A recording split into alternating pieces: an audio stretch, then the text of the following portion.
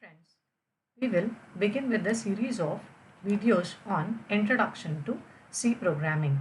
The first video covers fundamentals of programming, flowchart and algorithm.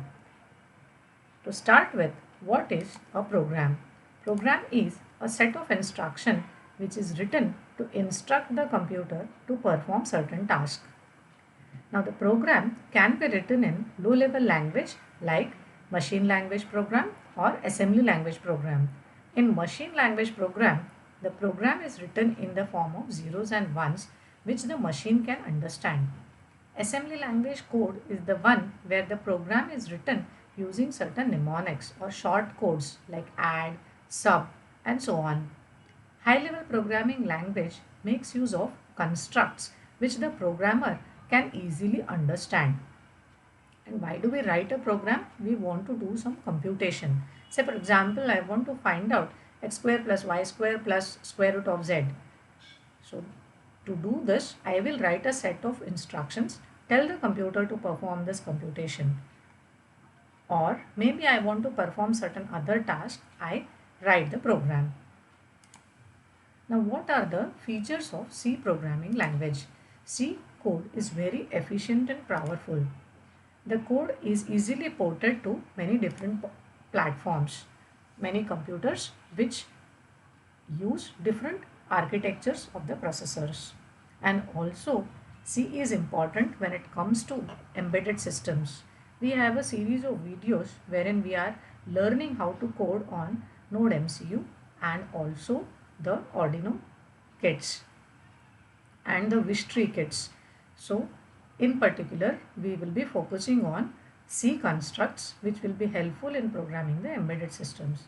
Now why C is important when it comes to embedded systems? Because C does not make use of the libraries which are used by many other programming languages, because of which the memory consumed in C is very less. And we know memory is a big challenge when it comes to embedded systems. This is the reason why C is very powerful and is used in writing the compilers. Even today, many of our compilers and operating systems are written using C, C++. It is also used to design large and complex software systems using the concept of modular programming, which is one of the salient features of C programming language. Now, one of the important terms that is associated with programming is logic building. Now, what is logic? I have a problem at hand, and if I am able to provide a varieties of solutions to this given problem, or if I am able to follow different ways to achieve a solution to this problem, then we call it as logic. Now, are you a logical thinker? Let's find out. Let's take up a simple example. Okay, this is the equation and I want to fix this equation by moving a single matchstick. So the immediate solution which comes to my mind here is just remove this plus and make it minus by removing this matchstick and attach it to this to make it 9. So that makes it 9 minus 7 equal to 2. If you are able to think a solution on the same lines, that means you are a logical thinker. That means you are ready to write the programs and learn programming languages. And shortly you will be able to build your own applications. Algorithms and flowcharts, which are two mechanisms which will help us to convert our basic idea or concept into the programming language. So let's study what is an algorithm. Algorithm is a set of instructions designed to perform a certain task. Okay, let's say the task at hand is getting dressed up. Now what are the instructions I'm going to write?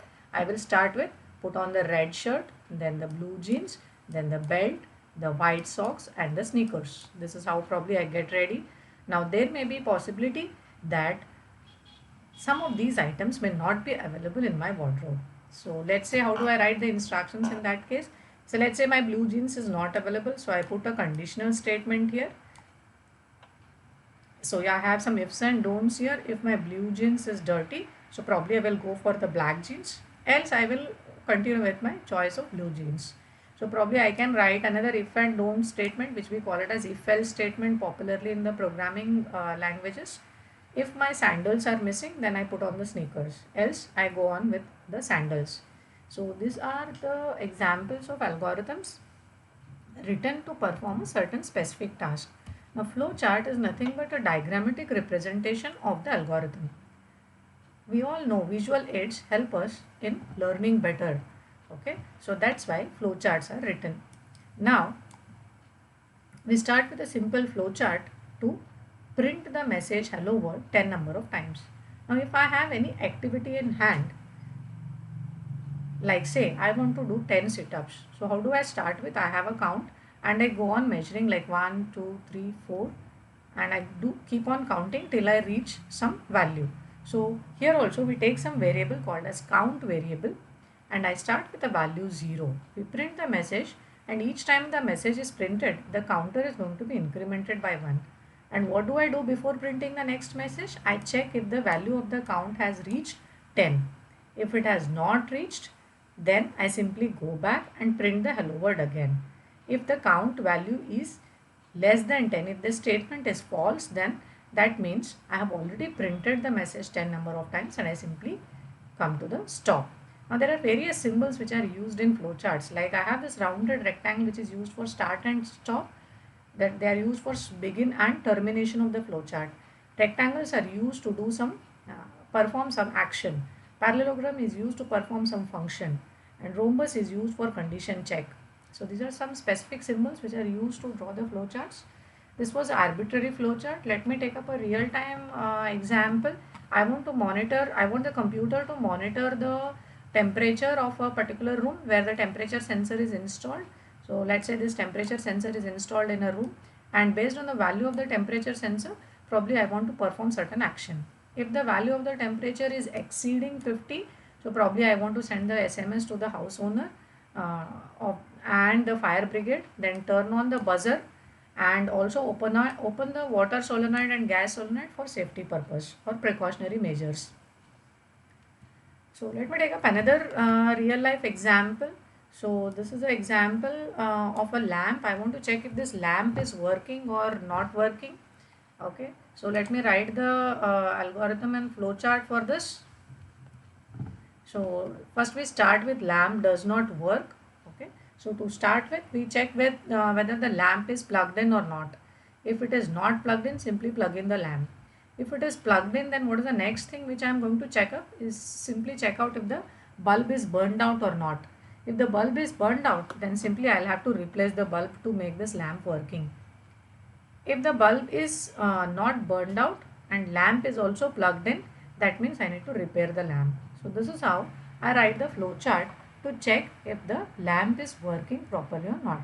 The same flow chart can be converted into the form of a algorithm. This is the algorithm which I have written here. The lamp does not work. Okay. Then what do I check? If lamp is plugged in. Then if lamp is plugged in and still the lamp is not working, then I'll have to check if the bulb is burned out. Then I'll have to replace the bulb. Okay, if the bulb is not burned out, then simply I'll have to repair the lamp. Else, that means if the lamp is not plugged in, simply plug in the lamp. So this is the set of instructions, or this is the algorithm which is written to check if this lamp is working properly or not. To conclude with this first video, what we have learned is what is a program, what are the features of the C programming language, then why logic building is important, and how algorithm and flowchart can be used to jot down our basic concepts which will be later converted into the high level programming language. Thank you. Coming up in the next video, we will learn about what are the different C compilers and how to run a C program.